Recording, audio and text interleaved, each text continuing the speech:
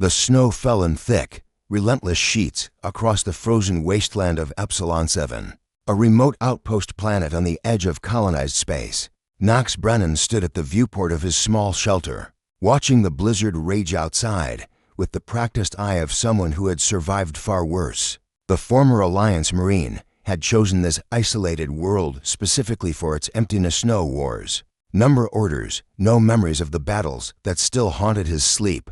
He was 53 now, with silver threading through his dark hair and scars mapping stories across his weathered hands. 5 years had passed since he'd hung up his uniform and disappeared to this frozen rock, seeking nothing but peace and solitude. His shelter was modest but sufficient, a reinforced dome with enough supplies to last through the brutal 8-month winters, a small greenhouse for fresh vegetables, and an old service rifle he hoped never to use again. The howling outside grew louder, but it wasn't the wind.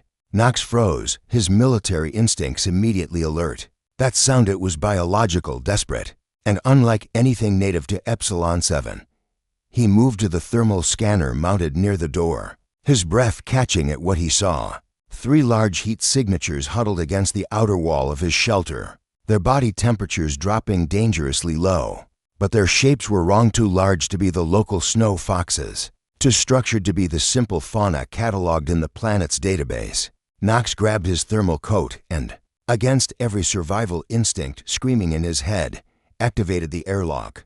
The blast of frigid air hit him like a physical force as he stepped outside. His rifle held low but ready. What he found stopped him cold. 3 creatures lay collapsed in the snow, their bodies covered in crystalline blue-white fur that shimmered even in the dim light. They were wolf-like but distinctly alien, larger than any Earth canine, with 6 legs instead of 4, and bioluminescent markings along their spines that pulsed weakly. Their eyes, when they looked up at him, were a startling violet, filled with an intelligence that sent chills down Knox's spine for reasons that had nothing to do with the cold. The largest of the 3, a female, Knox somehow knew, lifted her head, her lips pulled back, but not in aggression. She was shivering violently, and the sound that came from her throat was unmistakably a plea. The 2 smaller wolves beside her, likely juveniles, were barely conscious. Knox had seen that look before, in the eyes of soldiers under his command when situations turned desperate. It was the look of someone who knew they were dying and had exhausted every other option. Damn it, he muttered, making his decision. Come on then, quickly. He propped open the airlock and gestured. The mother wolf understood immediately, struggling to her feet and nudging her young ones forward. They stumbled into the shelter, collapsing just inside the door as Knox sealed the airlock behind them and activated the heating cycle. For the next several hours, Knox worked with the focused efficiency of his military days. He set up thermal blankets, positioned heating units, and melted snow for water. The wolves, if that's what he could call them, watched his every move with those intelligent violet eyes. When he offered water, they drank carefully, almost politely. When he brought out dried meat from his supplies, the mother waited until he nodded permission before allowing her young to eat. As dawn broke and the blizzard finally subsided, Knox sat in his observation chair, exhausted, watching his unexpected guests sleep. The mother wolf's eyes opened, meeting his gaze directly. Then something extraordinary happened. A sensation bloomed in Knox's mind, not quite words, but concepts and emotions so clear they might as well have been. Gratitude, protection, family, and beneath it all, a desperate request, sanctuary. Knox jerked back in surprise. You're telepathic?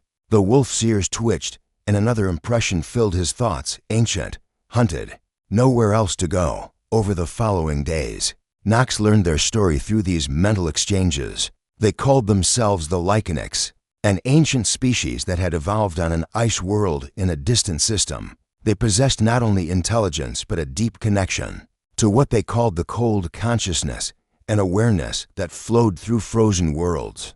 Across the galaxy, they had been peaceful observers, traveling through space on crystalline ships grown from ice itself. But they had been discovered by the Kashin Collective, a ruthless alien faction that saw the Lycanics' telepathic abilities as a threat, and their unique biology as a resource to be harvested. The mother wolf, who projected the name concept Alexa into Nox's mind was one of the last survivors. She had fled across half the galaxy with her two pups, desperately searching for a world cold enough to sustain them and remote enough to hide. Nox found himself telling her his own story in return, speaking aloud while she listened with that uncanny understanding. He told her about the wars he'd fought, the soldiers he'd lost, the reasons he'd retreated to this empty world. He told her about the nightmares that still woke him, about the weight of command and the cost of survival that you understand. Alexa's thoughts whispered in his mind, warrior, protector, but tired. So tired. Yeah, Nox said quietly, reaching out slowly to rest his hand on her crystalline fur. It was cold to the touch but somehow comforting. I am tired. The pups, whom Alexa named for Nox and concepts he understood as Star and Hope, began to recover quickly. They were playful despite their ordeal, chasing each other through the shelter and investigating everything with puppyish curiosity. Nox found himself smiling more in those few days than he had in years, but peace never lasted long.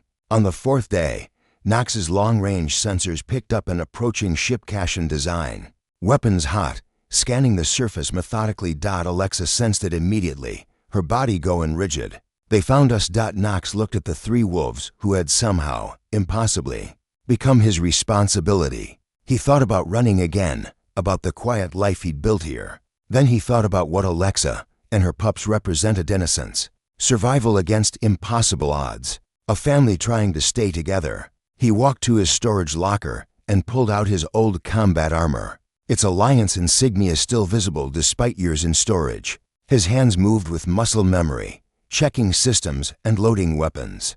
I spent 5 years trying to forget what I was, Nox said, meeting Alexa's violet gaze. But maybe some things you don't forget. Maybe some things you just are. Alexa stood, her bioluminescent markings blazing brighter than he'd ever seen. She moved to stand beside him, her pups flanking her, and Nox felt a surge of determination that wasn't entirely his own. These wolves weren't just asking for shelter anymore. They were offering something he thought he'd lost forever: purpose, pack, family. Nox smiled grimly, checking his rifle's charge. All right then, let's show these Kashan bastards what happens when they hunt in my territory outside. The Kashan ship descended through Epsilon 7's perpetual snow, inside a small shelter on a forgotten world. A tired warrior and 3 alien wolves prepared to make their stand together. Bound by something deeper than species or language, they were survivors, protectors, and they were done running.